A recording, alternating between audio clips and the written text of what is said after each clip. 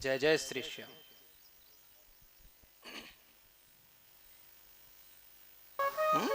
तो इसकी पहली सीढ़ी तो विश्वास है। जैसे विश्वास मीरा को हुआ था कृष्ण के चरणों में, परमात्मा के चरणों में, उसके प्रेम में पागल हो गई थी। मीरा की मां ने समझा कि बीमार पड़ गई। डॉक्टर को बुला लाई मीरा की मां। डॉक्टर जी देखो, मेरी बेटी ठीक नहीं होती, काफी समय से बीमार है। डॉक्टर ने मीरा की नब्ज पकड़ी, देखने लगा, दवा देने लगा। ये गोली है, सुबह शाम लेना दूध के साथ। मीरा ने कही, जा बैदा घर आपने और मेरो नाम ना ले, और मैं तो रोगिन प्रेम की, तू काहे की औषधि दे। डॉक्टर, ये तेरी औषधि मेरे लिए काम करने वाली नहीं है, क्योंकि मेरा जो रोग है वो तेरी बुद्धि से परे है। मीरा की मां कोई गलत अर्थ लगा गई, बोली बेटी जवान है, शादी के योग्य है, तो इसके लिए कोई सुयोग बर ढूंढ करके और संबंध कर दिया जाए। मीरा ने कहा, मां मेरी शादी तो हो चुकी। शादी हो चुकी? हाँ मां। बोले हमको तो पता नहीं। बोले तुमको पता भी नहीं चलेगा।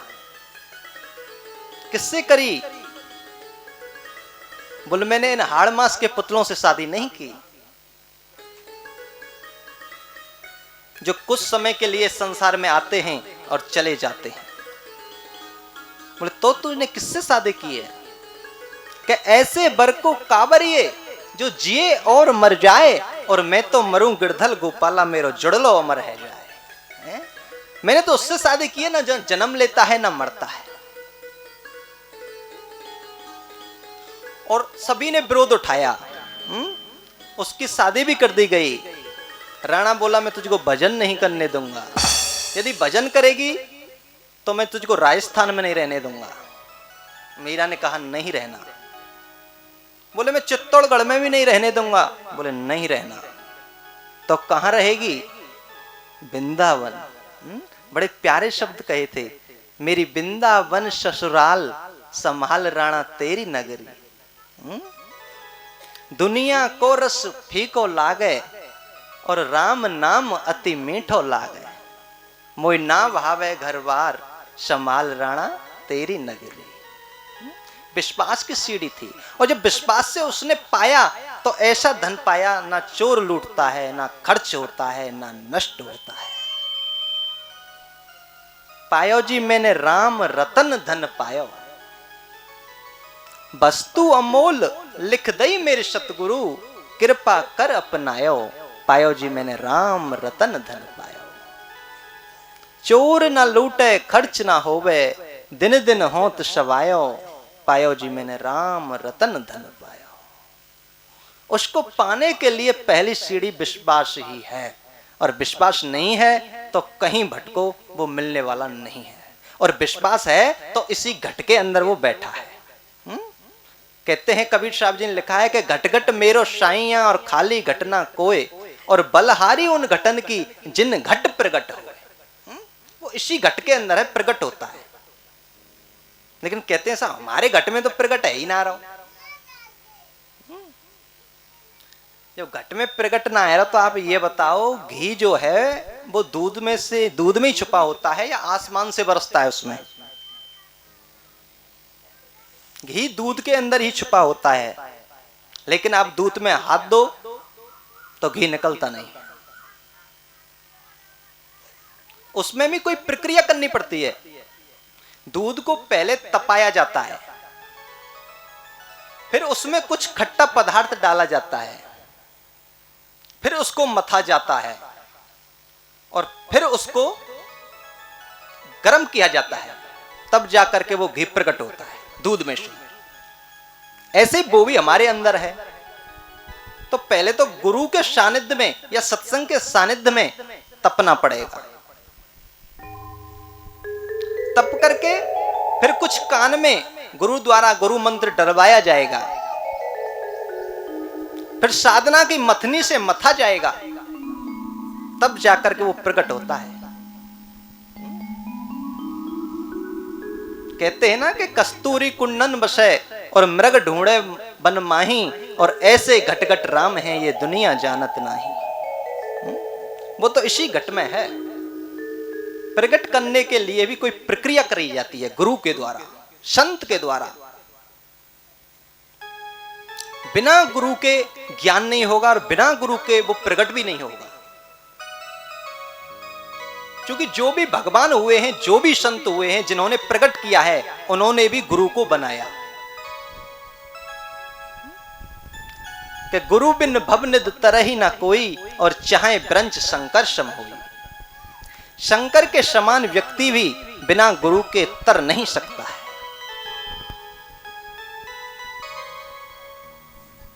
कल कथा चल रही थी, थोड़ी देर ही चली। सूत जी कहते हैं, ऋषियों अब मैं तुम्हें एक भक्ति पूर्वक इतिहास सुनाता हूं। एक बार बद्रिका आश्रम में चारों भाई सत्संग कर रहे थे, सनक, सनंदन, सनातन, सनत कुमार, और उनके पास नारद जी पहुंचे। नारद जी का चेहरा उस समय ऐसा लग रहा था जैसे किसी व्यक्ति का और सर्वस्व लुट गया हो, सारा धन लुट गया हो। चेहरे पर उदासी छाई हुई थी।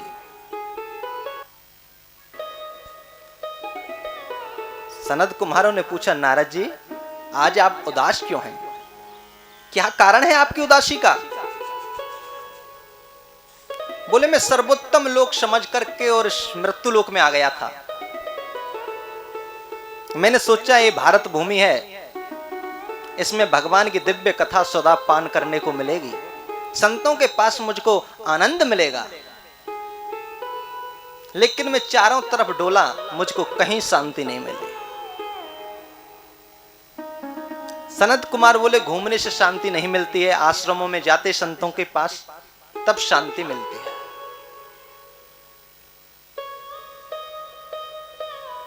नारद जी बोले, मैं आश्रमों में भी गया। मैं हरिद्वार एक आश्रम में गया, वहां पर माल के खजाने भरे हुए थे, ट्रक लद करके जा रहे थे माल के। मैंने पूछा, भाई ये ट्रक किसके लद के जा रहे हैं? बोले, त्यागी जी महाराज के हैं। महाराज में तो तंग रह गया, नाम है त्यागी महाराज और माल के खजाने भरे हुए हैं। और आश्रमों में गया, मैंने कहा, भाई ये इतना शोर कहां से आ रहा है, इतनी आवाज कहां हो रही है? बोले, ये मौनी जी के आश्रम में हो रही है, नाम है मौनी बाबा और शोर इतना हो रहा है। जिसको धर्म का अंग बनना था वो पाप के अंग बन गए संत भी। मैं फिर और आश्रम में गया, मैंने पूछा, भाई ये बच्चे किसके खेल रहे हैं? बोले, ये ब्रह्मचारी बाबाओं के खेल रहे हैं। महाराज मेरे पैरों तले जमीन खिसक गई, नाम है ब्रह्मचारी बाबा और बच्चे खेल रहे हैं। मैंने संतों में भी ऐसा पाखंड देखा। मैंने सोचा संतों के पास तो शांति नहीं है, शायद गृहस्थियों के पास शांति हो गई। मैं गृहस्थियों के पास भी गया। गृहस्थियों के पास मैंने जाकर के देखा तो घर के जो सलाहकार होने चाहिए, माता पिता, उनको हटा करके और साले जी सलाहकार बने हुए हैं घर के अंदर। घर में क्या होगा वो पहले साले जी से सलाह ली जाती है। पत्नी बोलती है, मैंने तुम्हारे पीछे संसार को छोड़ा, घर छोड़ा, परिवार छोड़ा, संग की सखियां छोड़ी,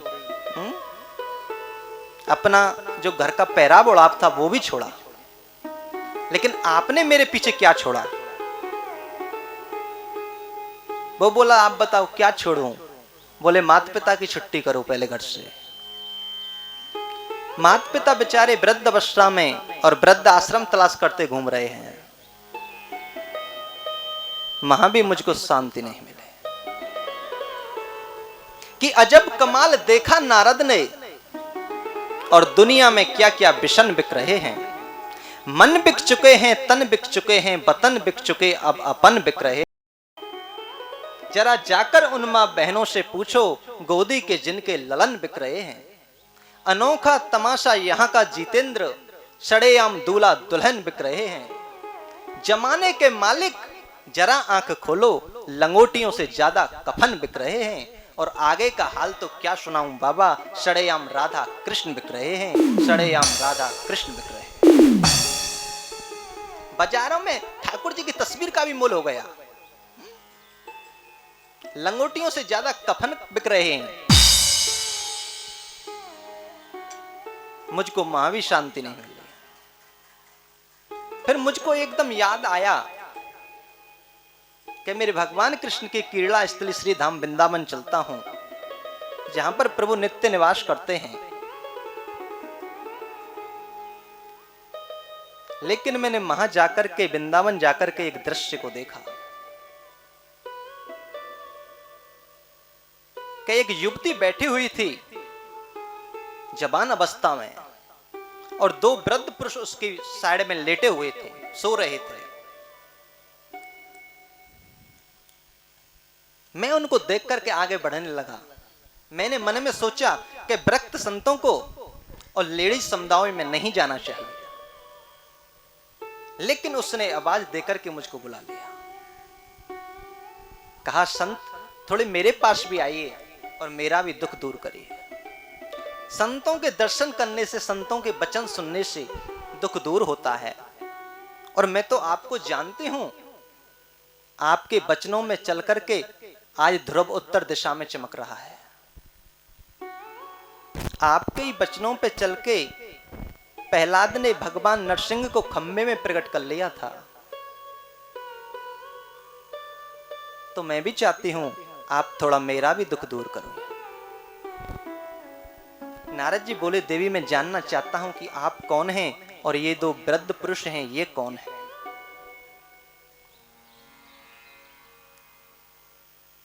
बोली, मैं तो भक्ति हूं, और ये जो दो पुरुष हैं ये मेरे पुत्र हैं, ज्ञान और बैराग।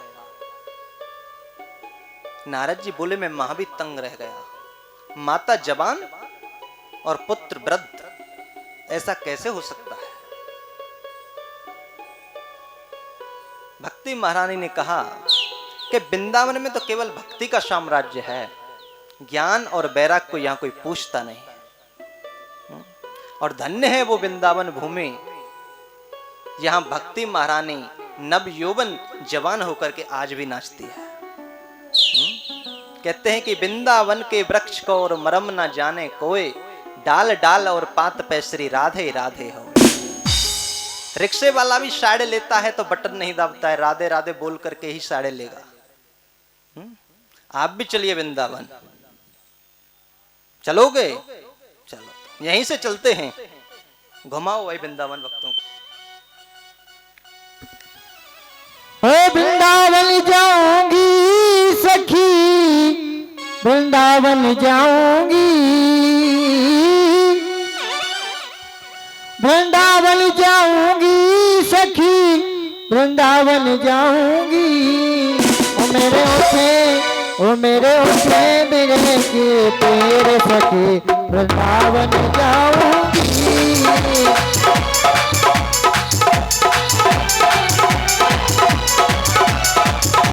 वृंदावन जाऊंगी सखी, बरसाने जाऊंगी।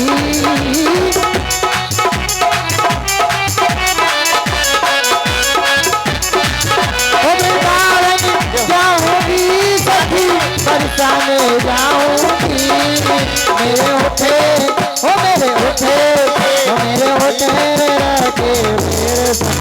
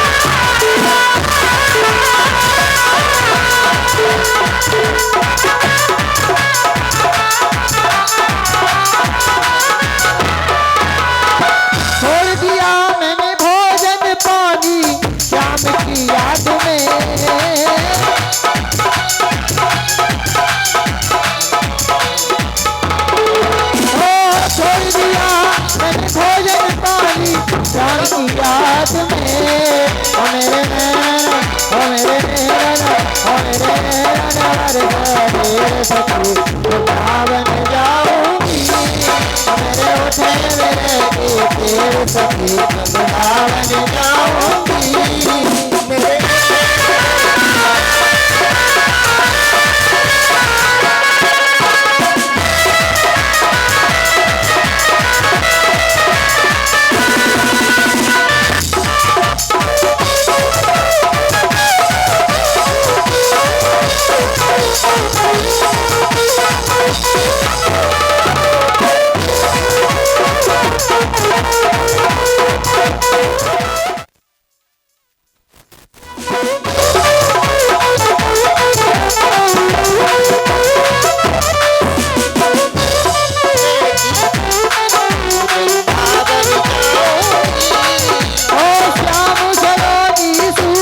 दीवानी हो गई ओ शाम सलोनी सूरत पे दीवानी हो गई शाम सलोनी सूरत पे दीवानी हो गई अब कैसे हो अब कैसे करूँ अब तेरे सखी वृंदावन जाऊंगी मेरे सखी वृंदावन जाऊंगी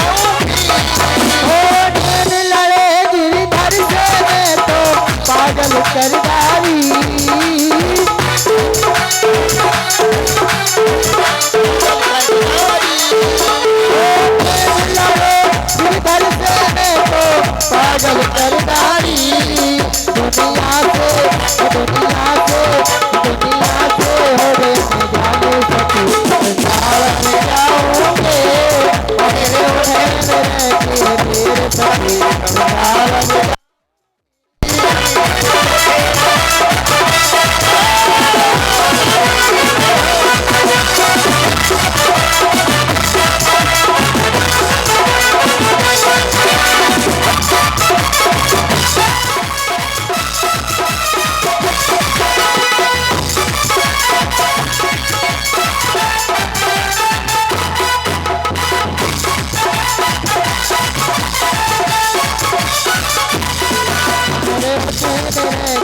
तेरे सखी वृंदावन जाऊंगी मेरे होठे तेरे सखी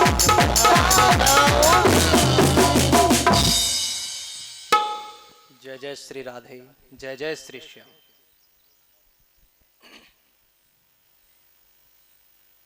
नारद जी ने कहा, देवी मैं जान गया आपको, आप तो भक्ति महारानी हैं, लेकिन जब ऐसी बात है आपको अपने पुत्रों को जवान करना है तो मैं नारद आपके लिए वचन देता हूं, इनको अभी नव यौवन संपन्न करता हूं।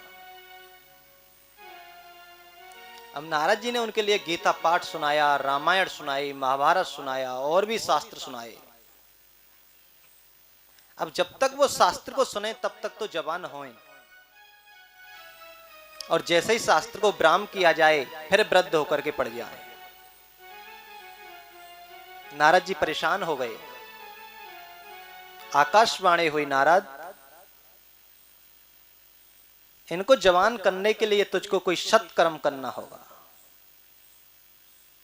नारद जी बोले, सत्कर्म ही तो कर रहे हैं, गीता सुना रहे हैं, रामायण सुना रहे हैं, महाभारत सुना रहे हैं,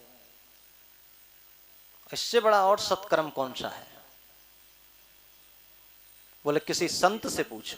तो संत का ही नाम बताया कि उस संत से पूछो, और ना ही उस सत्कर्म का नाम बताया कि ये सत्कर्म है। नारद जी फिर आश्रमों में गए कि भाई सत्कर्म क्या होता है। कोई कुछ बता रहा है, कोई कुछ बता रहा है, कोई बता ही नहीं रहा है। नारद जी का वहां पर भी चोला चैन में नहीं आया, तो सीधे बद्रिका धाम पहुंचे, सनक सनंदन सनातन चारों भाइयों के पास। बोला मुझे ये समस्या है जो मैंने आपके समक्ष रख दी। सनत कुमार बोले, नारद जी आप ऐसी बात करते हो तो हमको भी अचरज लगता है।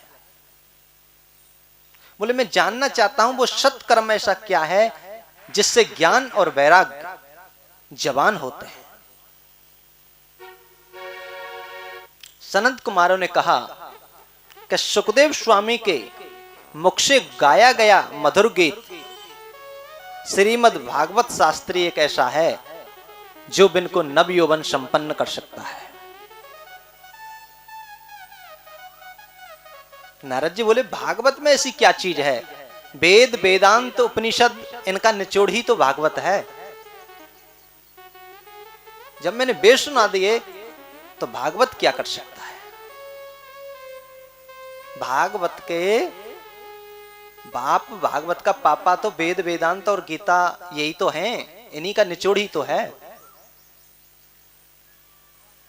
लेकिन फिर सनत कुमारों ने दृष्टांत के माध्यम से नारद जी को समझाया। माने कहा देखो नारद जी,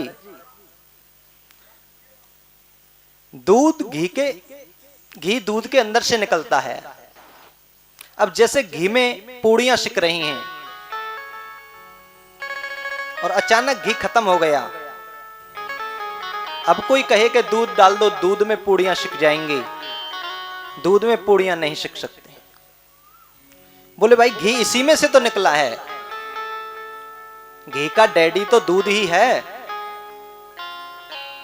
लेकिन जो काम घी कर देगा वो दूध कभी नहीं कर सकता। निकला तो घी दूध के अंदर से है, लेकिन जो सामर्थ्य घी के अंदर है वो दूध के अंदर नहीं। ऐसे ही नारद जी जो सामर्थ्य भागवत के अंदर है वो इन और शास्त्रों में नहीं है। जैसे कि अमन ने पका हुआ आम वृक्ष से पाया तो आम बड़ा मीठा लगा। अब कोई कहे जब आम इतना मीठा है तो इसकी टहनी कितनी मीठी होगी, इसकी पत्तियां कितनी मीठी होंगी, इसकी जड़ कितनी मीठी होगी। अब कोई टहनी तोड़ करके खाने लगे तो मुख मीठा नहीं हो सकता। लेकिन आम के अंदर जो रस आया है वो तो वृक्ष से ही आया है, वृक्ष का निचोड़ ही रस बना है उसमें। लेकिन जो मिठास आम देगा वो उसकी टहनी कभी नहीं दे सकती। ऐसे ही नारद जी जो मिठास भागवत देगी वो और शास्त्र नहीं दे सकते।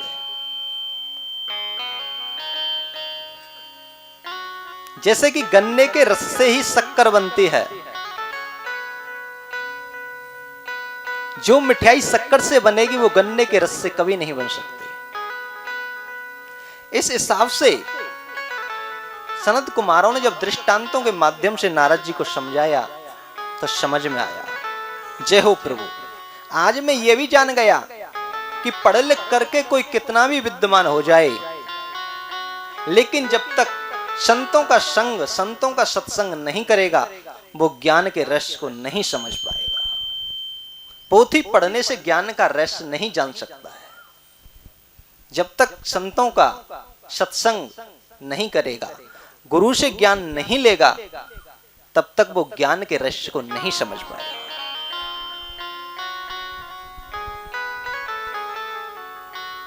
नारद जी ने कहा, तो अब मैं उनको कथा ये सुनाना चाहता हूं, इस कथा को कहां सुनाया जाए? सनत कुमार बोले कि आप हरिद्वार गंगा जी के तट पर ज्ञान, वैराग्य और भक्ति महारानी को लेकर के आ जाओ। ज्ञान, वैराग्य और भक्ति महारानी को लेकर के नारद जी और हरिद्वार पहुंचे। ऐसे ही व्यास मंच बनाया गया था। मुख्य श्रोता के रूप में नारद जी बैठे और गंगा जी के तट पर भागवत की महिमा हुई। और जब भागवत सुनी तो ज्ञान और वैराग नवयौवन संपन्न होकर के झूम उठे, नाचने लगे। और भक्ति महारानी के खुशी का तो कोई ठिकाना ही नहीं रहा। फिर भक्ति महारानी ने पूछा कि मैं जानना चाहती हूं कि मैं अब कहां बैठ जाऊं और इस रस को पीना चाहती हूं बैठ करके। नारद जी ने कहा, देवी आप भक्तों के हृदय में बैठ जाओ। जहां तुम होंगी, जिस भक्त के हृदय में भक्ति महारानी है, तो फिर परमात्मा तो आप आ जाता है। फिर उसको ढूंढने की जरूरत ही नहीं पड़ती है, तब आपके पास भक्ति है तो।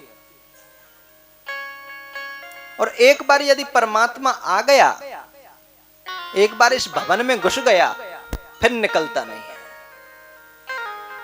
एक बार वृंदावन में एक ब्रज गोपी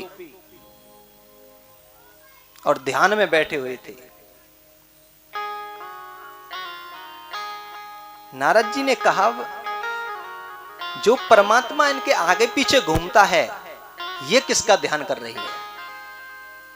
ये तो किसी के ध्यान में बैठी है। तो मैं जानना चाहता हूं ये किसके ध्यान में बैठी है। कुछ समय बाद उस ब्रज गोपी की आंखें खुली। नारद जी ने कहा, देवी मैं जानना चाहता हूं कि आप नेत्र बंद करके और किसका ध्यान कर रहे थे? बोले, नारद जी आपके लिए मैं क्या बताऊं, यदि कोई समाधान हो तो बताने में भी शोभा लगे। बोले, मैं जरूर समाधान बताऊंगा, आप बताइए किसका ध्यान कर रही थी? बोले, मैं परमात्मा का ध्यान कर रही थी, कन्हैया का। बोले, क्यों? बोले, मैं इसको इस हृदय से निकालना चाहती हूं। नारद जी ने सिर पकड़ लिया। जय हो प्रभु। जो योगी जपी तपी, जिसकी एक झलक पाने के लिए बड़े बड़े यत्न करते हैं, तब जाकर के उसकी एक झलक भी नहीं मिलती, और ये ब्रज गोपी उसको हृदय से निकालना चाहती है। नारद जी ने कहा, हृदय से निकालने का मैं कारण जानना चाहता हूं। जिसके पीछे संत महात्मा भक्त लोग पागल हुए घूमते हैं, उसकी एक झलक पाने के लिए, और आप उसको हृदय से निकालना चाहते हैं। ब्रज गोपी बोली, वो मेरे हृदय में ऐसे चिपक गया है, अब वो निकालने से नहीं निकल रहा है। बोले, क्या हुआ? बोले, कल मेरी सासू ने कहा था कि बहू और यमुना जी से पानी भल्ला, और मैं गड़ा मटका लेकर के जब यमुना जी से पानी भरने के लिए गई, मटका भारी था, मटका मुझ पे सिर पर नहीं रखा गया, तो मैंने उसी का एकदम ध्यान में आ गया। मैंने कहा, ओहो कन्हैया जी आ गए, मैं लाला ने मेरी मटकी को उठवा दो। और जैसे ही मैंने मटकी को उठाया, मटके फूट गए, क्योंकि वो तो मेरी भावनाओं का कृष्ण था। वो इस चित्त में ऐसा चिपक गया कि अब एक क्षण भी छोड़ता नहीं है। रूम रूम कृष्ण हो गया, रूम रूम परमात्मा हो गया। भक्ति महारानी ही आपके जीवन में काम आएगी। एक बार सोनीपत के एक जाट ने 4 शादियां की। गांव पता नहीं है कौन सा है, आपको पता होगा। 4 शादी की तो समय तो आता ही है, जाना तो पड़ेगा संसार छोड़ के। अब उसका जब जाने का समय आया तो उसके 4 पत्नियां थीं। पहली रानी से कहा, भाई आप मेरे साथ चलिए, मैं जा रहा हूं, अब समय आ गया, यम के दूत खड़े हैं ले जाने के लिए। मैंने तुमसे बहुत प्रेम किया है, तुम्हारे पीछे मैंने पूरी जिंदगी तबाह कर दी, रात और दिन तुम्हारे साथ रहा। बोली, मैं तो नहीं जा सकती, मैं तो घर तक ही सीमित रहूंगी, मैं नहीं जा सकती। बड़ा रोया, मैंने तो इसके पीछे जिंदगी को तबाह कर दिया, ये साथ नहीं चल रही है।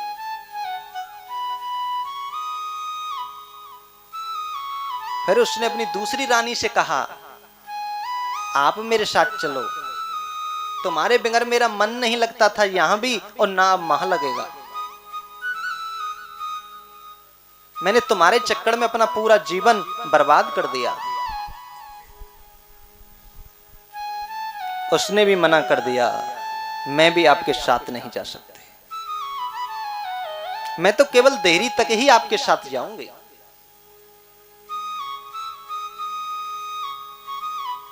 तीसरी रानी से कहा, तो फिर आप मेरे साथ चलिए। उसने भी मना कर दिया, मैं भी आपके साथ नहीं चल सकती, मैं तो केवल शमशान तक आपके साथ चल सकती हूं, आगे की यात्रा तो आपको ही करनी है। बड़ा रोया फूट फूट करके। चौथी रानी से कहा, आप साथ चलिए।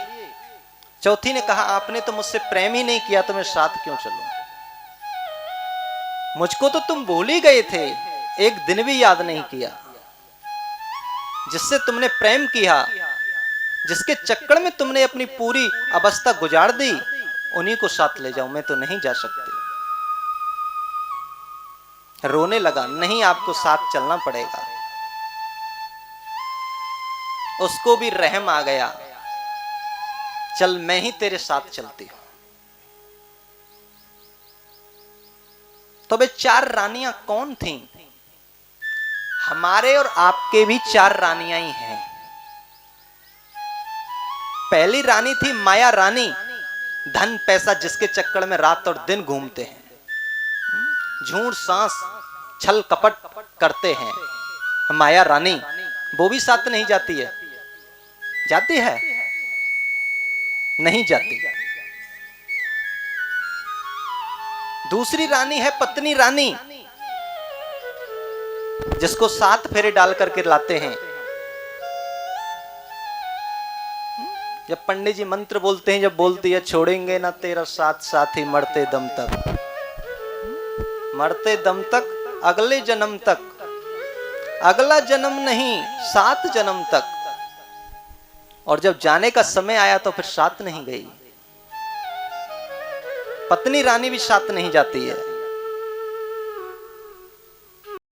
ये भी देहरी तक ही साथ रहती है।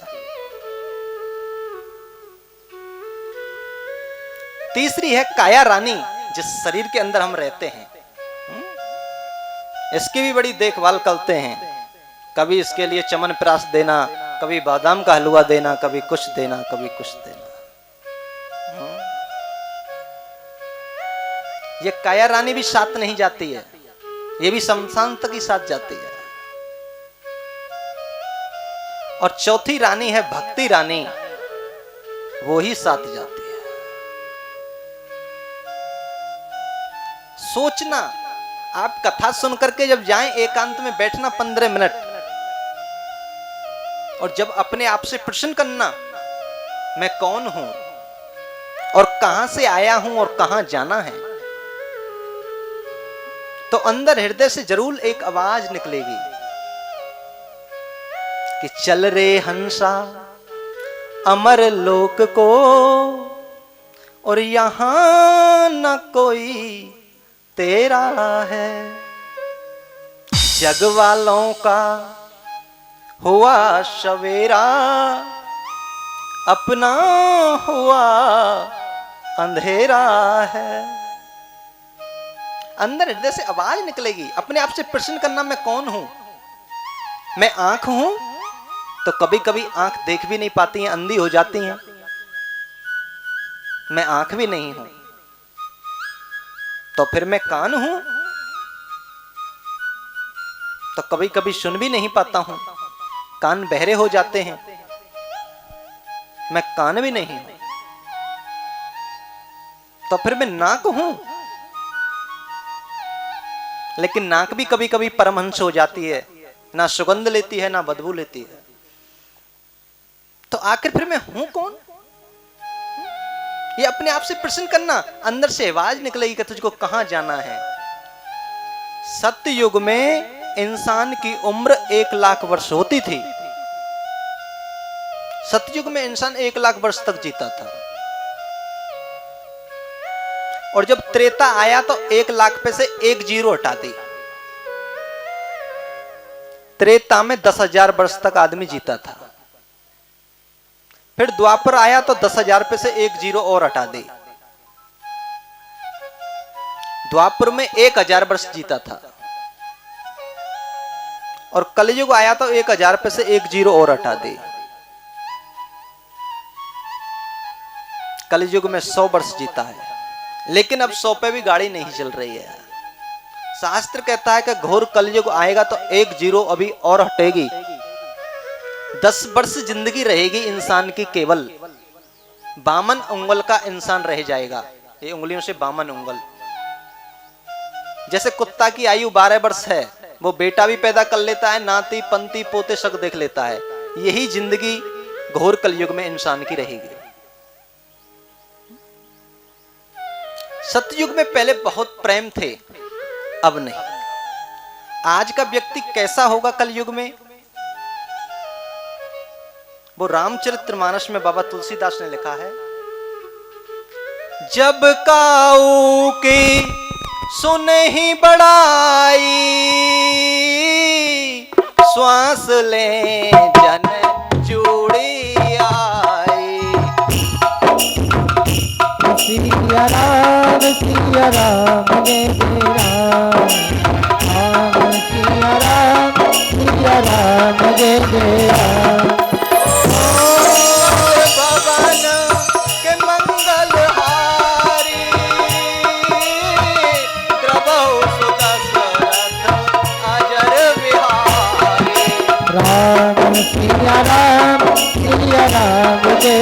श्याम, श्याम राम श्याम, श्याम श्याम जय जय श्याम। कलयुग में इंसान होगा कि जैसे पड़ोसी की बड़ाई सुन ली कि पड़ोसी पे कहीं से धन आ रहा है, या इसका बालक सर्विस में लग गया, तो पड़ोसी अपने दुख से दुखी नहीं होगा कलयुग में, वो दूसरे के सुख से दुखी होगा। जब काऊ की सुनहि बड़ाई, और सांस लें जन जूड़ी आई।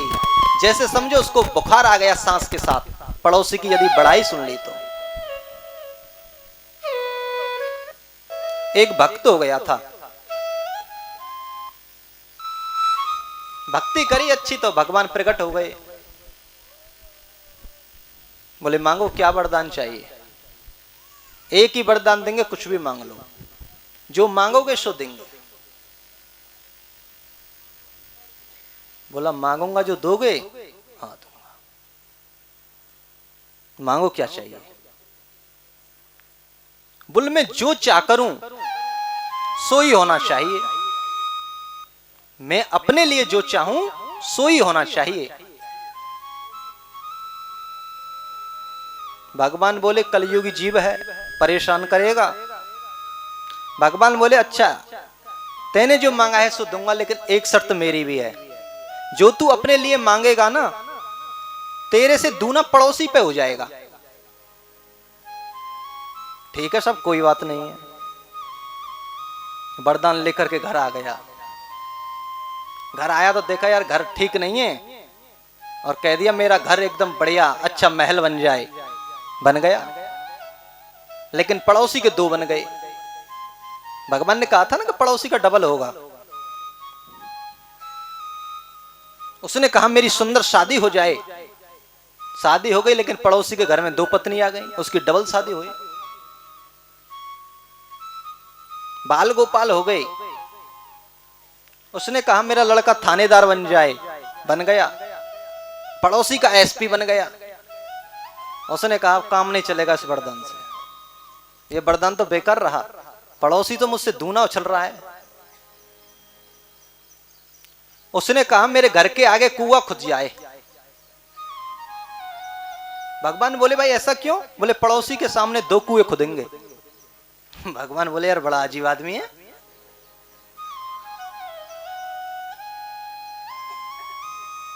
कोई बात नहीं, दो कुएं खुद गई। फिर बोला कि मेरी एक आंख फूट जाए। भगवान बोले क्यों? बोले पड़ोसी की दो फूटेंगी, किसी दिन तो गिरेगा फिर कुएं में। तो एक कलयुग का व्यक्ति है, अपने दुख से दुखी नहीं रहेगा, एक दूसरे के सुख से दुखी रहेगा। और जैसे पड़ोसी पर विपत्ति देख लेगा दुख, तो फिर बड़ा खुश होगा, फिर उसके समान कोई सुखी नहीं है। वो भी लिखा है रामचरितमानस में बाबा तुलसीदास ने, जब काऊ की देखे ही विपत्ति,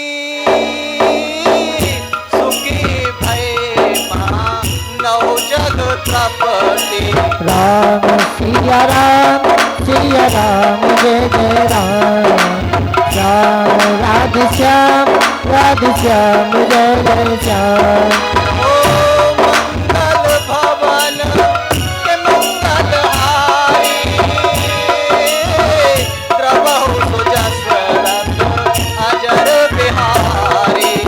राम सिया राम जय जय राम।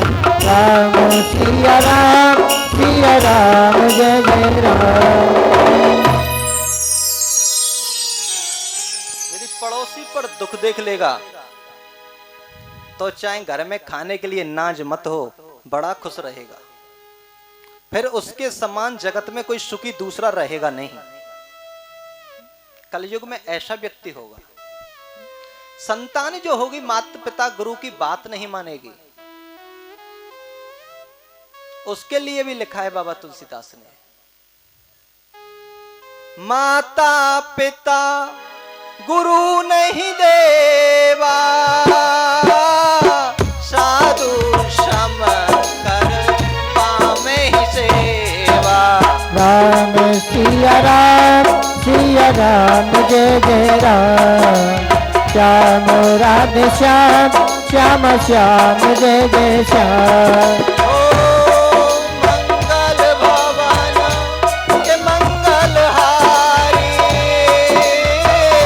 प्रभु सुदशरथ अजर बिहारी। राम सिया राम जय जय राम।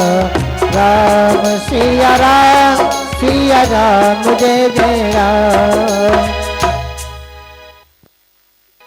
संतान भी ऐसी होगी जो माता पिता गुरु किसी की बात नहीं मानेगी।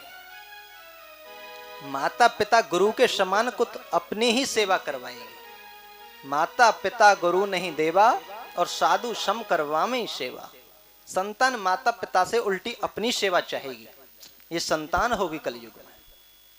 और इंसान कितनी झूठ बोलेगा इस कलयुग में, वो भी लिख दिया बाबा तुलसीदास ने। झूठ ही लेना झूठ ही देना, झूठ ही भोजन झूठ चवैना। राम सिया राम जय जय राम। राम सिया राम जय जय राम।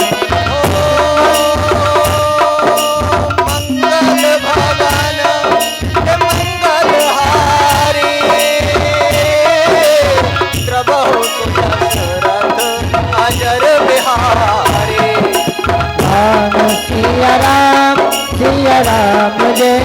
राम राम सिया राम जय जय राम। कलयुग में इंसान का भोजन भी झूठ रहेगा। झूठा ही लेना, झूठा ही देना और झूठा ही भोजन झूठ चबैना।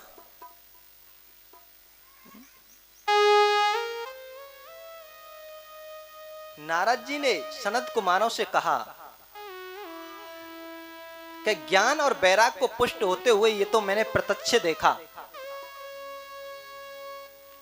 लेकिन इस संसार में तो एक विकराल पापी पड़ा है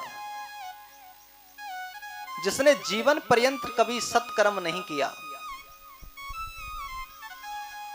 और पाप करते करते करते करते जिसकी अकाल मृत्यु हो गई और नंबर 1 का प्रेत बन गया।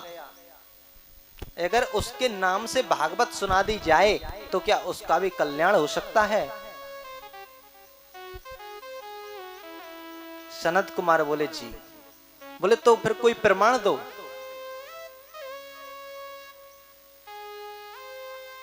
बोले तुंगभद्रा नदी के किनारे एक उत्तम नगर बसा हुआ था और उसमें आत्मदेव नाम के पंडित जी रहते थे। एक उनके साथ पंडितानी भी थी, उनकी पत्नी।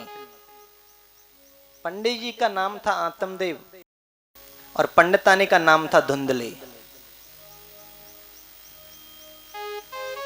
पंडित जी तो बेचारे सीधे साधे, लेकिन पंडितानी बड़ी खतरनाक। दिन में जब तक 2-4 झगड़े नहीं कर ले तब तक उसके पेट के भोजन हजम नहीं हो। पंडित जी बड़े परेशान। एक दुर्भाग्यवश पंडित जी के कोई संतान भी नहीं थी। घर में एक गाय है, वो भी कभी बच्चा नहीं देती है और ना ही पंडित जी के कोई संतान है।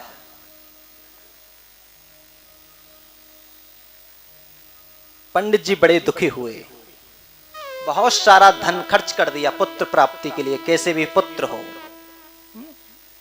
अपनी आधी संपत्ति खर्च कर दी पुत्र प्राप्ति में, लेकिन पुत्र नहीं हुआ। ब्राह्मण ने सोचा ऐसे पुत्रहीन जीवन को तो धिक्कार है, क्या करूंगा फिर जी करके, इससे तो यह है कि दुनिया से विदाई लेने में अच्छा है। तो पुत्र नहीं है मुझ पर, इसके लिए जंगल में और मरने के लिए जा रहा है, आत्महत्या करने के लिए। जंगल में गया तो बोला मरूंगा तो है ही, लेकिन पहले रो लेता हूं। तो एक वृक्ष के नीचे बैठ करके रो रहा था। मां होकर के एक संत आ रहे थे। संत ने मन में विचार किया कि कोई ब्राह्मण देव है, चोटी रखी हुई है, तिलक लगा हुआ है, तुलसी माला डली हुई है, तो मुझे लगता है कि परमात्मा की याद में रो रहा है। ये सोच रहा होगा कि मैंने अपना सारा जीवन व्यर्थ के कार्यों में ही व्यतीत कर दिया और जिसको पाना चाहिए था उसको पा नहीं पाया, तो उसके लिए रो रहा है।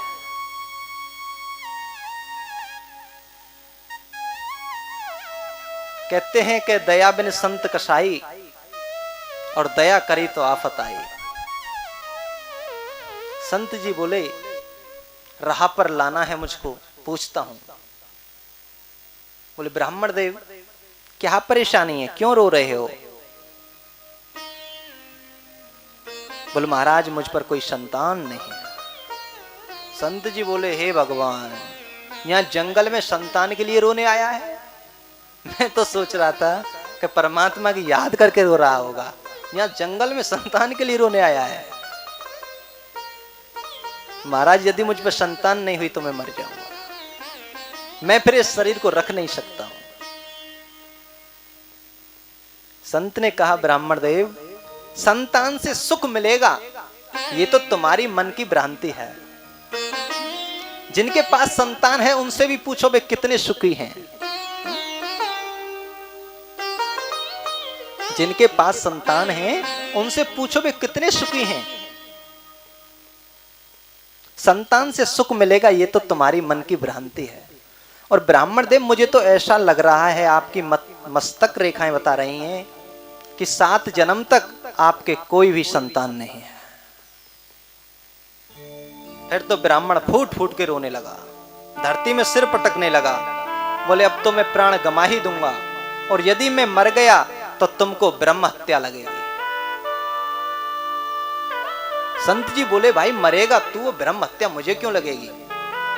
बोले जब तो मैं एक जन्म के लिए रो रहा था कि एक जन्म संतान नहीं है, तुमने तो दुख को 7 गुना बढ़ा दिया ना। अब तुमको ब्रह्म हत्या लगेगी और मैं मरूंगा, या तो संतान दो।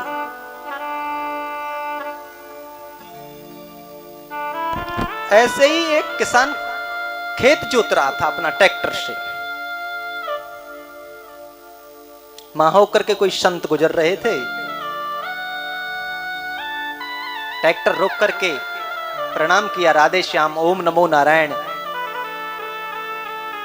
संत ने आशीर्वाद दिया, भाई फलो फूलो, आनंद लो, मौज करें जाओ, दिन दूने रात चौगुने हो तुम्हारी। किसान बोला यार महात्मा तो पहुंचा हुआ है, क्यों नहीं आज इसको घर ही ले चलूं, घर ही अपना भोजन पानी करेगा, मैं ही इनकी सेवा करेंगे। किसान संत को घर ले गया। अब घर ले जा रहा था तो उसकी पत्नी ने दूर से देखा, ओहो किसी बाबा जी को लाया है, चाय पानी रोटी का ऑर्डर बोलेगा। क्योंकि थोड़ा क्या है, समय के अनुसार माता बहनों को थोड़ा खाना पकाने में दिक्कत होती है। उसने कहा ये खाना ही की बोलेगा, कोई न कोई तरकीब लगाई जाए। घर ले आया, उसने आते ही पत्नी को ऑर्डर दे दिया, संत जी आए हैं खाना बनाओ। अब उसने अपने 5 साल के बच्चे को पकड़ा और रसोई में ले जाकर के उसमें मार लगा दी। बच्चा रोने लगा। पति आया, देवी क्यों मारती हो, क्या बात है? बोले मैं इससे ये कह रही हूं कि नमक बीत गया है, दुकान पे से नमक ले आ, संत आए हैं भोजन बनेगा। बोला कोई बात नहीं, इसको क्यों मारती हो, नमक मैं लेके आता हूं। अब पति देव तो चले गए दुकान पर नमक लेने, नमक तो घर के अंदर था। पति नमक लेने चला गया, वो नमक का डिब्बा ले जाकर के संत के पास पहुंच गई। बोले महाराज जी आज नहीं बच रहे आप। क्या हुआ बोटी? बोला आज बच नहीं रहे आप, ये है बात, ये समझिए। हुआ क्या ये तो बताओ।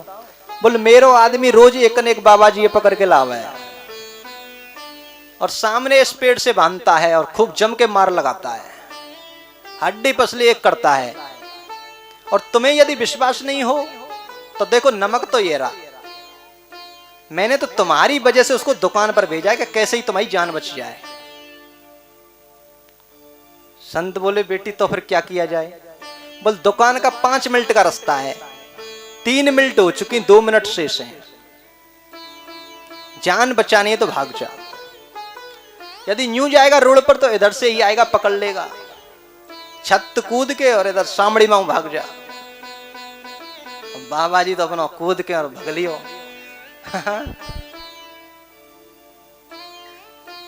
पतिदेव नमक लेकर के आए। देवी जी संत जी कहां गए? पता नहीं, जब से आए तुम नमक की थैली लेने गए एक ही बात बोल रहे हैं कि डंडा लूंगा रस्सी लूंगा, डंडा लूंगा रस्सी लूंगा। बोला अरे योगी है, कोई अपनी क्रिया करते, योगी संते कोई अपनी क्रिया करते रस्सी और डंडा से? तो बोले तो आप चले जाओ, इधर गया है। अब वो किसान बाबा जी के पीछे भग रहा है डंडा और रस्सी लेकर के, बाबा जी रुक जा, बाबा जी रुक जा। बाबा ने कहा बेटी ने सही कहा, देखो अभी डंडा और रस्सी साथ लाया है, हैं? थोड़ा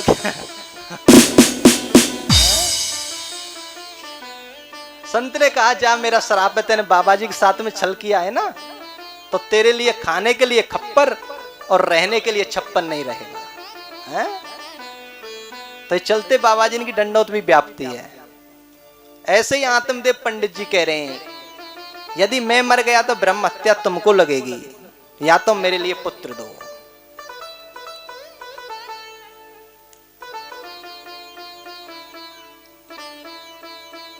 लेकिन संत तो सामर्थ्यवान होते हैं, संत सामर्थ्यवान होते हैं तो संत ने फिर दया आई, संत ने एक फल दे दिया। बोले ये फल ले जाओ और अपनी पत्नी के लिए दे देना, और इससे मेरा आशीर्वाद है पुत्र होगा। पंडित जी तो छलने लगे, पुत्र होगा पुत्र होगा, बड़े खुश हो गए। घर आए, पत्नी के पास दरवाजा बजाया, देवी किवाड़ खोलो, देवी किवाड़ खोलो।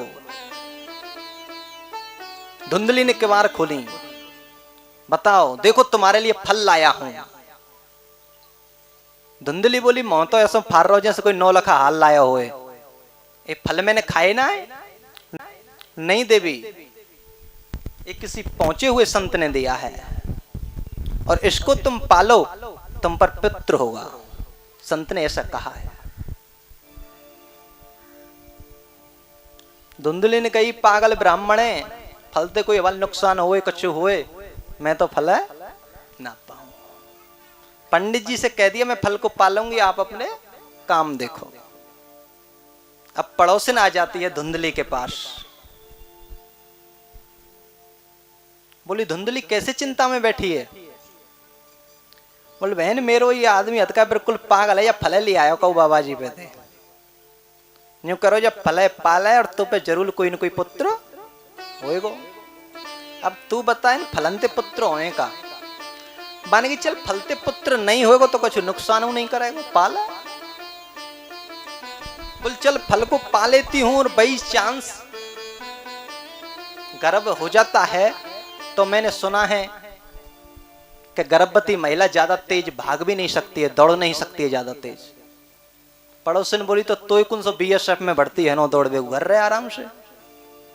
बोल नहीं, घर के अंदर किसी दिन चोर लुटोरे आ गए, घर के अंदर आग लग गई तो भगना पड़ेगा ना। पड़ोसन बोली, ऐसी अशुभ विचार सोचे ही मत, जो चोर लुटेरे घर में आए तुझको भगना पड़े।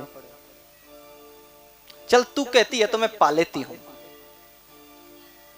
लेकिन मैंने ये भी सुना है कि गर्भवती महिला ज्यादा काम भी नहीं कर सकती है घर का। बोले तो काम मत करियो, तेरी नंद बुला लियो। बोले नंद को तो बुला नहीं सकती, नंबर 1 की चोटी है, घर को खाली कर जाएगी 4 दिन में ही। लेकिन तू फल को पाले। बोली चल तू कहती है तो मैं पाती हूं, लेकिन मैंने एक बात और सुनी है। बोले सुखदेव जी अपने मां के गर्भ से 12 वर्ष में निकले थे बाहर। बोले हाँ, ये बात तो मैंने भी सुनी है। बोली तो ये धुंधली का गर्भ है, इसमें से 24 वर्ष में भी बाहर नहीं निकलेगा, मैं फल को नहीं खाऊंगी। कुल मिलाकर के धुंधली ने इतने तर्क किए और वो संत की प्रसादी को नहीं खाया। पड़ोसिन से बोली, मैं इस फल को तेरे लिए दे देती हूं और तुझ पर पुत्र होने वाला है, तू अपने पुत्र को मेरे लिए दे देना और मैं तेरे लिए अपनी संपत्ति का आधा धन दे दूंगी। मान के तो या फल को मैं क्या करूंगी, या गाय के लिए दे दे, इससे संत की परीक्षा भी हो जाएगी। उस फल को गाय के लिए खिला दिया। समय आने पर उस पड़ोसन के बच्चा हुआ और वो बच्चे को लाकर के चुप धुंधली के लिए दे गई। आतिमदेव पंडित जी को सूचना दे दी कि बच्चा हुआ है, बच्चा हुआ है। पंडित जी तो झूम उठे खुशी के मारे, पुत्र हुआ है, पुत्र हुआ है। गोदी में ले लिया। बोले अब मैं इसका नाम धरूंगा अच्छा सा, मेरा नाम है आतिमदेव और इसका नाम धरूंगा ब्रह्मदेव। धुंधली बोली नहीं, लालन पालन मैं करूंगी, गर्भ में मैंने रखा है, कष्ट मैंने पाया है, नाम मैं रखूंगी। मेरा नाम है धुंधली और इसका नाम रखूंगी धुंधकारी। तो नाम रख दिया उसका धुंधकारी। समय आने पर उस गाय के भी पुत्र हुआ, क्योंकि संत की प्रसादी थी, फल था, संत का आशीर्वाद तो कटता नहीं है। उसके कान गाय जैसे थे तो नाम रख दिया गोकर्ण।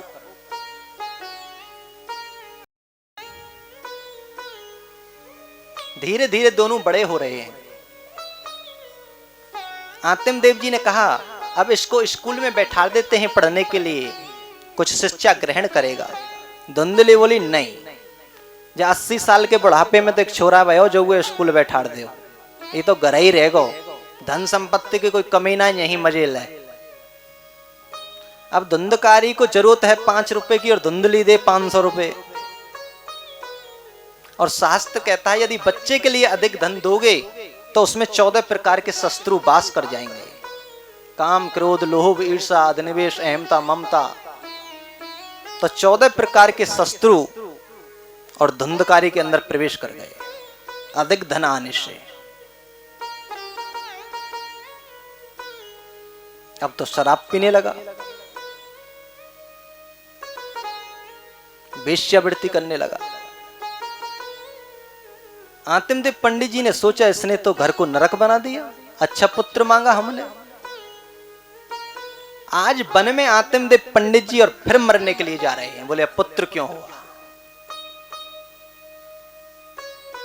एक समय जब भी मरने के लिए गए थे कि पुत्र नहीं है मरूंगा, ऐसे जीवन को जी करके क्या करूं जिसमें पुत्र नहीं है। आज फिर मरने के लिए जा रहे हैं कि पुत्र क्यों हुआ?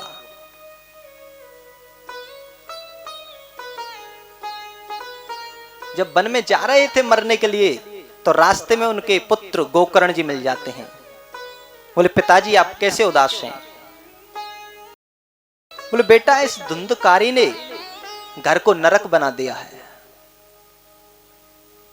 घर में मैं रह नहीं सकता और वन में रहूं तो इतना प्रबल वैराग्य नहीं है जो वन में रहूं। गोकर्ण जी ने कहा पिताजी यदि वन में जाने से परमात्मा मिलता या वन में जाने से शांति मिलती तो गीदड़ का तो जन्म ही वन में होता है, उसको परमात्मा क्यों नहीं मिला? तुम तो अपने मन को ही और वन बनाओ, अपने मन को ही वन बना लो और भजन करो उस परमात्मा का। बोले बेटा यही बात एक संत ने भी समझाई थी मुझको जवानी में जब मैं जवान था। बोले पिताजी तो तुमको तभी भजन करना था, कहते हैं ना भजन कर मस्त जवानी में बुढ़ापा किसने देखा है। जय श्री राधे, जय श्री श्याम।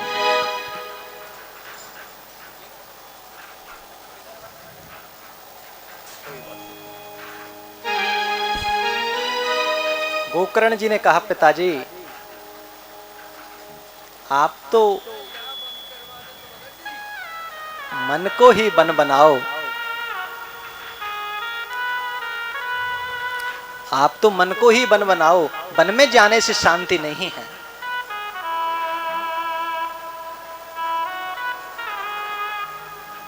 क्योंकि पिताजी कहते हैं कि जिंदगी हम सफर में है। किसी शायर ने लिखा है कि जिंदगी हम सफर में है और कट रहा है रास्ता, हम सफर तो हैं मगर मंजिलें हैं जुदा जुदा। मंजिल आपकी अलग है हमारी अलग है, धुंधकारी की अलग है। सफर तो सभी के साथ मिलकर के कट रहा है लेकिन मंजिल तो अगल है। किसी को 10 दिन पहले जाना, किसी को 10 दिन बाद में जाना, जाना तो है ही। जैसे किसी ट्रेन में हम सफर कर रहे हैं, अब किसी का टिकट पानीपत का है वो पानीपत उतर जाएगा, दिल्ली का है दिल्ली, फरीदाबाद का है फरीदाबाद और वृंदावन का है वृंदावन। जिस किसी का जितना टिकट है वहां उतरना पड़ेगा। और जो नहीं उतरा तो फिर वो आ जाते हैं कारेकोट वाले टीटी, वो फिर धक्के मार के उतारते हैं। तो इसीलिए स्टेशन आने से पहले, जाने की मृत्यु आने से पहले और सावधान हो जाना चाहिए कि अब स्टेशन आने वाला है और उतरना है। और जब नहीं उतरोगे, वक्त से पहले उतरने की तैयारी नहीं करोगे तो फिर यहां भी कारेकोट वाले आते हैं, यम के दूत, वो भी फिर मार मार के खाली कराते हैं। क्योंकि हम जिस शरीर में रह रहे हैं, जिस देह में, जिस मकान में रह रहे हैं, ये तो पंचायती धर्मशाला है। रामचरितमानस में बाबा तुलसीदास ने लिखा है, छित जल पावक गगन शमीरा, पंच नक्षत्र अधम शरीरा। राम सिया राम जय जय राम, राम राधे श्याम जय जय श्याम।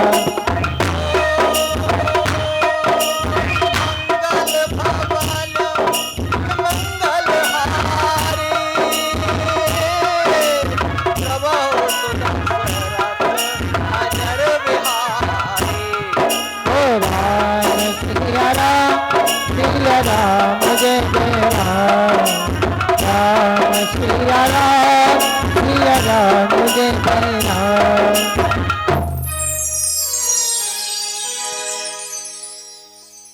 पिताजी ये तो पंचायती धर्मशाला है, इसको तो खाली करना पड़ेगा। तो आप समय से पहले जहां तुम्हारा टिकट पूरा हो और आप उस परमात्मा के भजन में लीन हो जाओ। बाजे बाजे लोगों का तो स्टेशन नजदीक आ गया, लेकिन कोई तैयारी नहीं है। स्टेशन बिल्कुल कागार पर है और बैठे ही चल रहे हैं जिन कहां जाना है।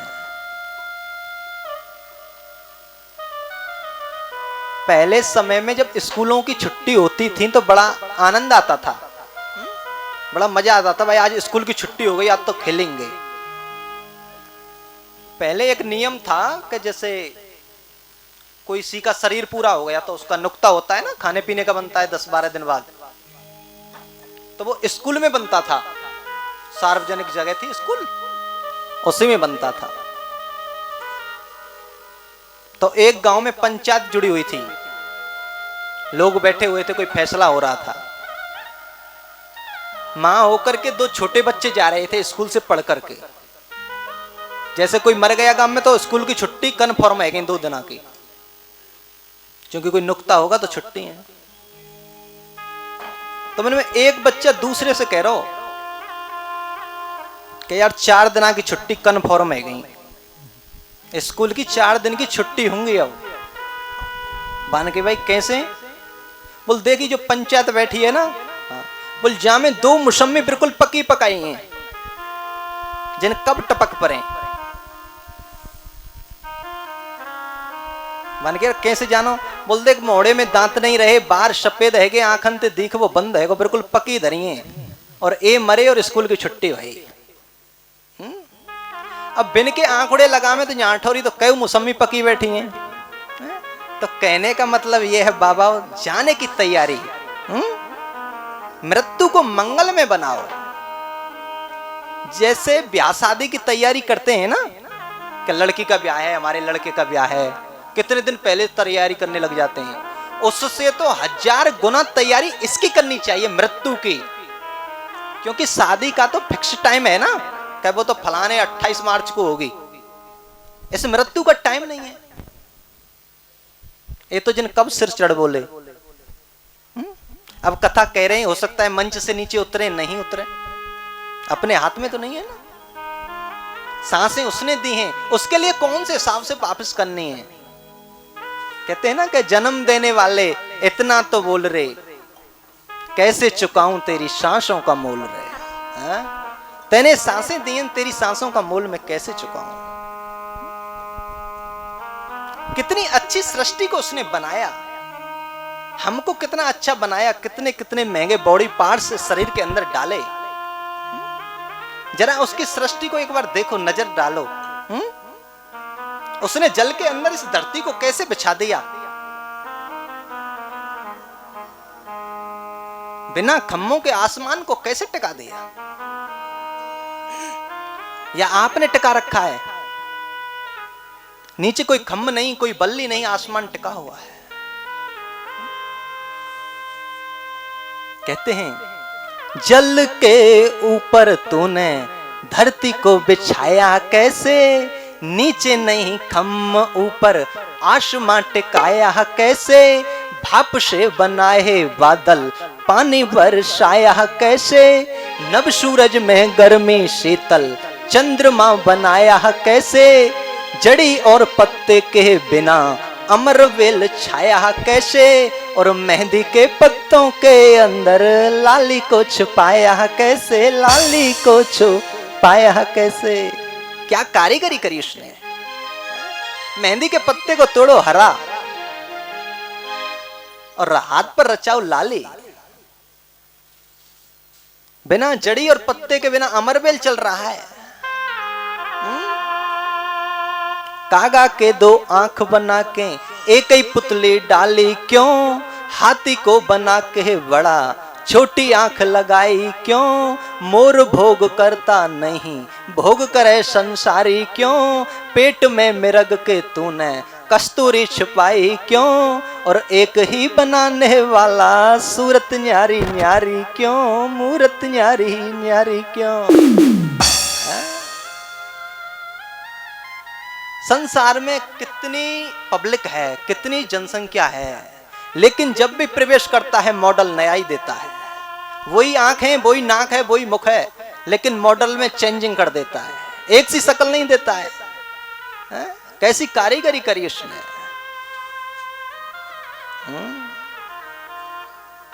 गोकर्ण जी ने बड़ा सुंदर उपदेश अपने पिताजी के लिए दिया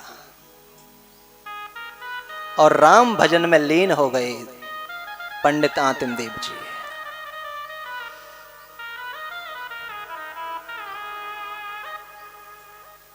अब धुंधकारी ने अपनी मां को पकड़ लिया, बोले पिताजी तो बन गए, अब मां के लिए बता गए होंगे धन संपत्ति पैसा जो भी है। मां से बोला बताओ कहां है तुम्हारा धन, नहीं तो फिर तुम्हारी भी अब मैं जलती लकड़ी से खबर लूंगा, जिस लकड़ी में अग्नि लगी होती है उस लकड़ी से तुम्हारी खबर लूंगा। अपनी मां से कह रहा है धुंधकारी।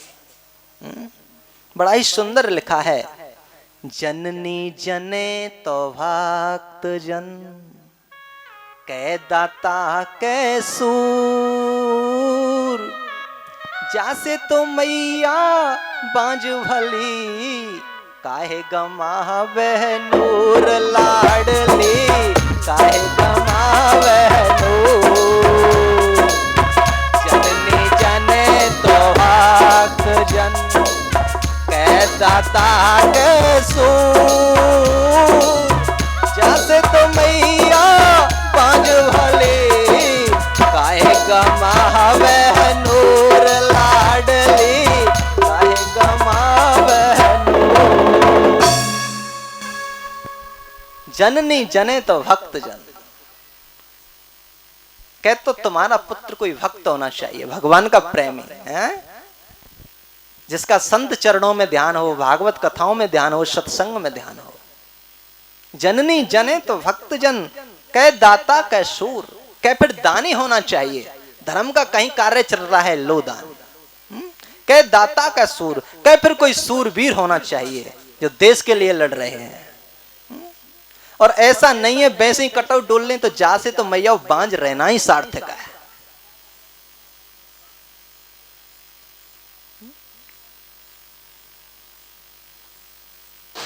बड़ा ही सुंदर उपदेश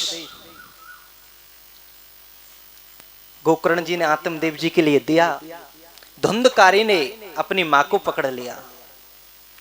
जब मां ने नहीं बताया तो मां की भी मारपीट करने लगा और मां ने कुएं में जाकर के आत्महत्या कर ली। कुएं में कूद गए। अब तो धुंधकारी फ्री, मां भी नहीं और बाप भी नहीं। भाई बच्चा है गोकर्ण, वो भी धुंधकारी की डर की वजह से तीर्थ यात्राओं में चले गए। अब बिल्कुल फ्री है, अकेला। घर के अंदर 5 वेश्याओं को ले आया। फिर तो लुटेरा हो गया डाकू, क्योंकि वेश्याओं को तो खर्चा पानी चाहिए। तो एक दिन राजा के घर में और डाका डाल दिया। अब तो राजा के घर से बला सोना चांदी गठरी पुठरी बूंद के लाया। अब इन वेश्या ने सोचा कि राजा के घर में चोरी की है, पकड़ा जरूर जाएगा, और ये पकड़ा गया तो सजा हमको भी साथ में जरूर मिलेगी। तो फिर इसका खेल कर दिया जाए वो ही अच्छा। तो रात में वेश्याओं ने धुंधकारी को और रस्सियों से बांध करके गला घोट करके गोविंदा ही नमा नमा कर दिया। कर दिया तो उसने पाप कर्म किए थे, प्रेत बन गया था नंबर 1 का, सब प्रेतों के ऊपर।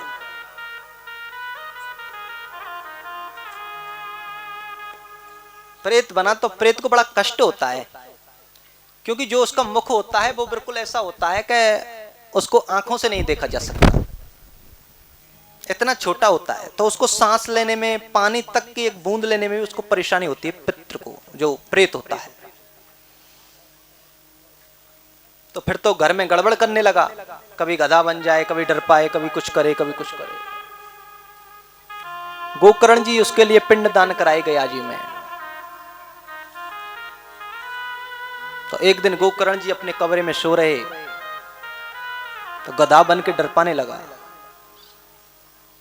गोकर्ण जी ने जल पढ़ करके छींटे दिए, भाई कौन हो?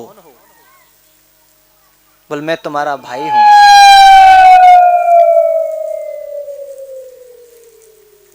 मैं तुम्हारा भाई हूं धुंधकारी।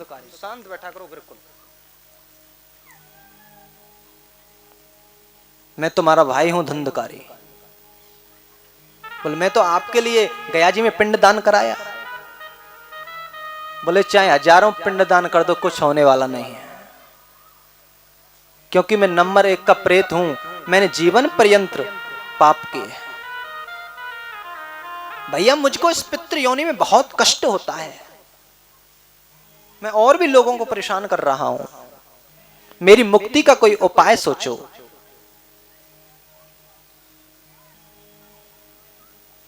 गोकर्ण जी ने भगवान सूर्य का ध्यान किया। सूर्य देव ने कहा इसके निमित्त, इसके नाम से और 7 दिन भागवत सप्ताह का पाठ करो तो ये पितृ योनि से मुक्त हो जाएगा।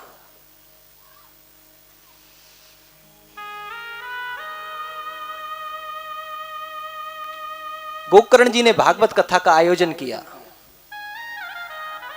सभी श्रोता सुनने के लिए आए, कथा सुनने के लिए, जैसे आप आए हैं। धुंधकारी भी सुनने के लिए आया। एक बांस था 7 गांठ का, तो उसमें आकर के बैठ गया। 7 दिन कथा सुनी। एक एक दिन की कथा सुन सुन करके एक एक ग्रंथि चटकने लगी। और जैसे ही 7वें दिन की कथा विराम हुई तो अपने रूप में प्रकट हो गया धुंधकारी।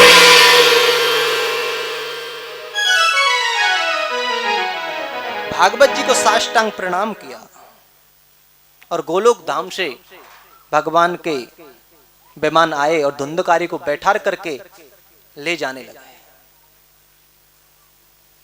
लेकिन और भी श्रोता बैठे हुए थे वहां पर, उनके लिए विमान नहीं आया।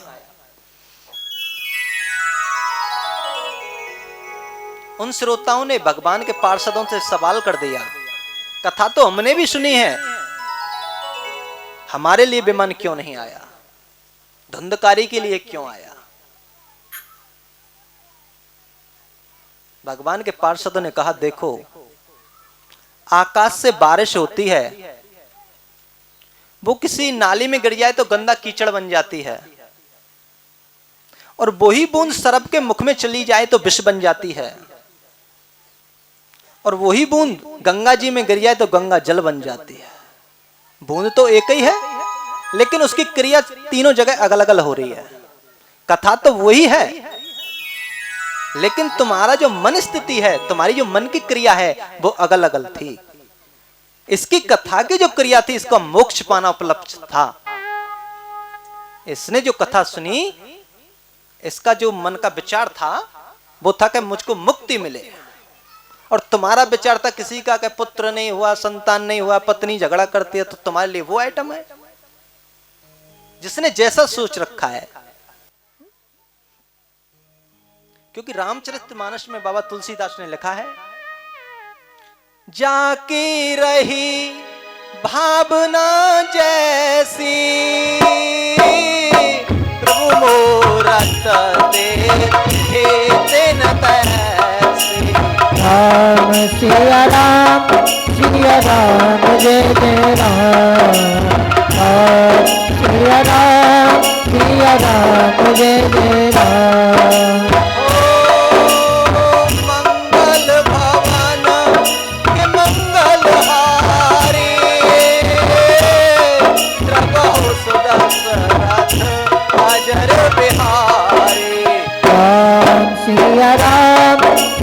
राम जय जय राम।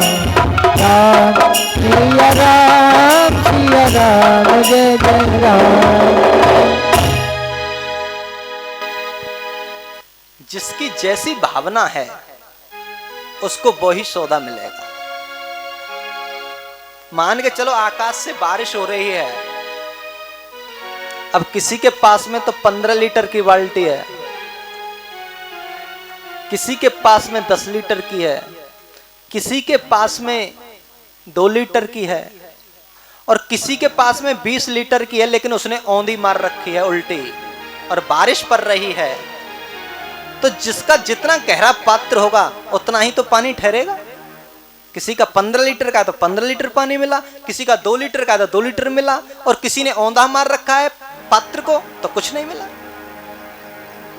वो तो तुम्हारे अंदर है, तुम अपने पात्र को, अंदर का जो तुम्हारा पात्र है उसको कैसा रखते हो, खोल के रखते हो या उल्टा रखते हो, और कितना गहरा है।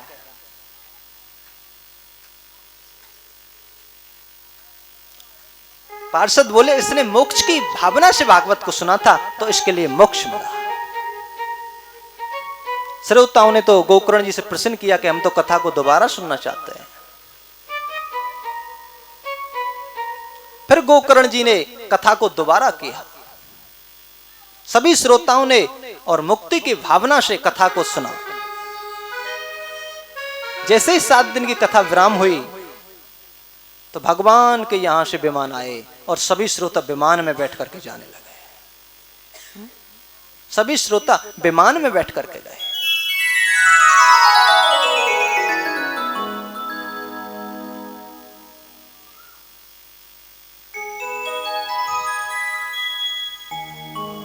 ऋषि कहते हैं सूत जी से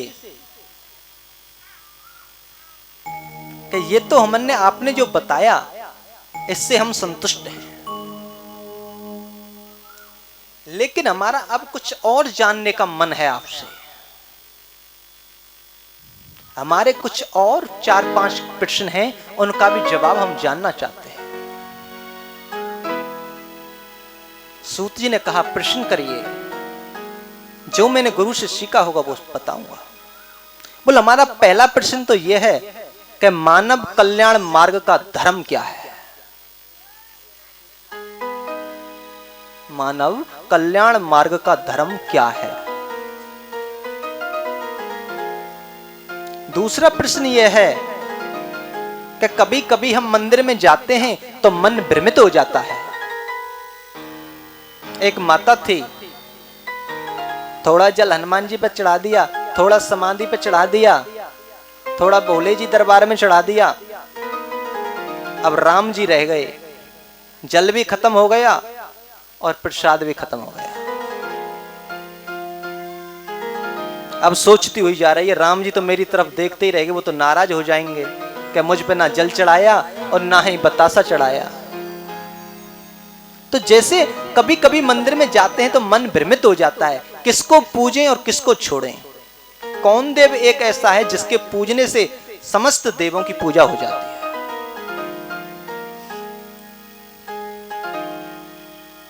और अगला प्रश्न हमारा यह है कि शास्त्र में भगवान का नाम है आजन्मा, जन्म नहीं लेने वाला आजन्मा, तो उसने फिर जन्म कैसे लिया।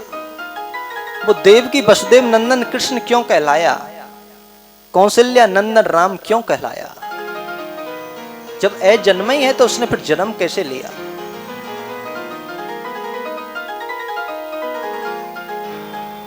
और अगला प्रश्न हमारा यह है, कुछ लोग ये कहते हैं भगवान जन्म नहीं लेते, वो तो अवतार लेते हैं। तो कितने अवतार लेते हैं। कोई कहता है 1 अवतार, कोई 10 अवतार, कोई 25 अवतार। और संत यहां तक कहते हैं कि हरि अनंत, हरि कथा अनंता।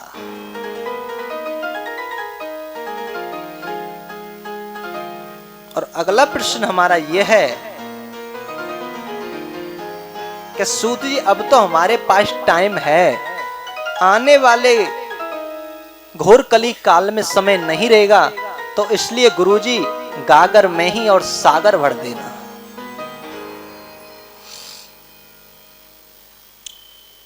सूत जी कहते हैं ऋषियों तुम्हारे प्रश्नों का जवाब देने से पहले और मैं सुखदेव स्वामी को नमन कर देता हूं। मैं सुखदेव स्वामी की वंदना करूंगा, उसके बाद में आपके प्रश्नों का जवाब दूंगा।